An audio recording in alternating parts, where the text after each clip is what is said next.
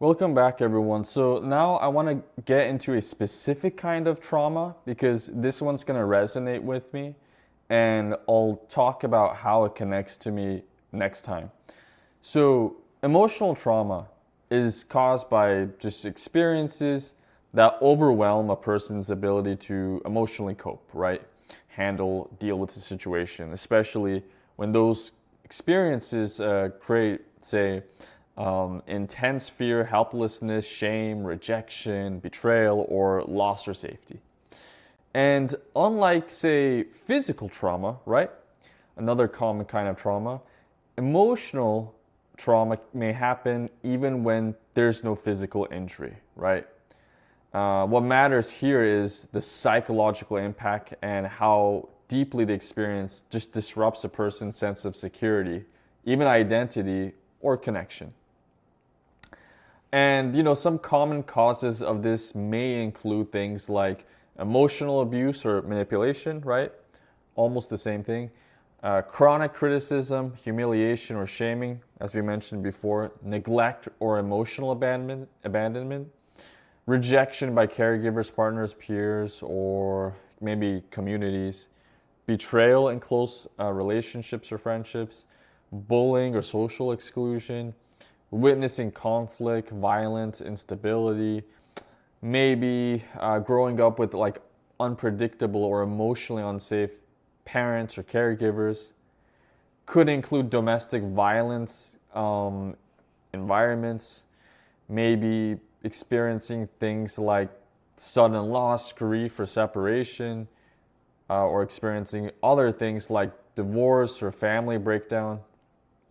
And a person can be involved in, maybe not involved in, but they may experience or receive a lot of gaslighting or coercive control by others. And they could have experienced things like discrimination or like persistent invalidation. There's, of course, spiritual or religious abuse that might apply to some people, some folks, and medical trauma, or like let's say some frightening or scary healthcare related experiences could count as well. And of course, say exposure to addiction, mental illness, or some kind of craziness or chaos in home. And for kids or children, especially, emotional trauma often comes less from like one dramatic event, right? And it's more about repeated experiences of not feeling safe, seen, protected, or valued. So it's not like a one or two time thing. So this could be something that recurred many, many times, and that's why it became emotional trauma to them, and they haven't forgotten about it as adults. So like some examples here, a child who's just feels like they're constantly walking on eggshells around an angry, furious parent or caretaker. Or maybe like being told that their emotionals are wrong or just too much, or stop making a big deal out of it, Tommy. Things like this.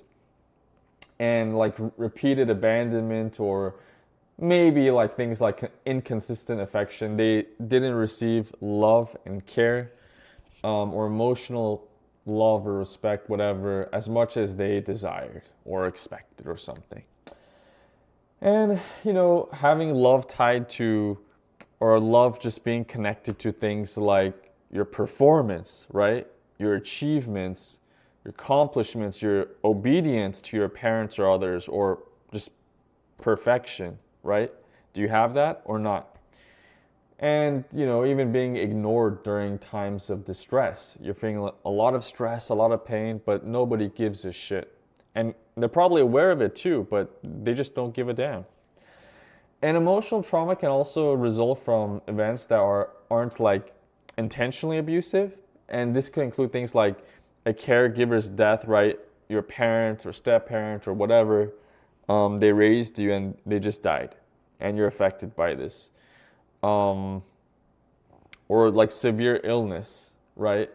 Let's say you recovered from cancer or whatever, bronchitis or some shit. Sudden relocation or instability. So maybe you're just moving to new environments quite a bit. Maybe you moved really far away and you're not used to it. You're experiencing culture shock, or, you know, a lot of stress for whatever reason. Emotional unavailability from overwhelmed parents. Your parents are maybe busy, maybe they're crazy, maybe they've got other issues going on in their lives, and they're just not there for you. That's all, right? At least, like, maybe they're there to meet your physical needs. They provide you with shelter, food, a place to sleep, just the basics, but emotionally, they don't hear you. And trauma develops more easily when a person tends to feel powerless, right? They can't do anything about the situation. They have no control over it, or they're just like trapped in it. Or perhaps it could do with like having no supportive relationship after traumatic experiences, right? You have nobody to go to, not even a psychologist. And the experiences, and a person or individual maybe experiences things like repeated stress, like a lot of issues or problems in life, but without like the ability to recover from it, right? They can't really bounce back from it. There's no solution or result to it. They just hold it, within. And they could be young or dependent on someone. And, these kids, these kind of children are blamed a lot for a lot of things, regardless what they are. They're dismissed or ignored or even disbelieved. People, just don't believe them. They don't trust them or whatever.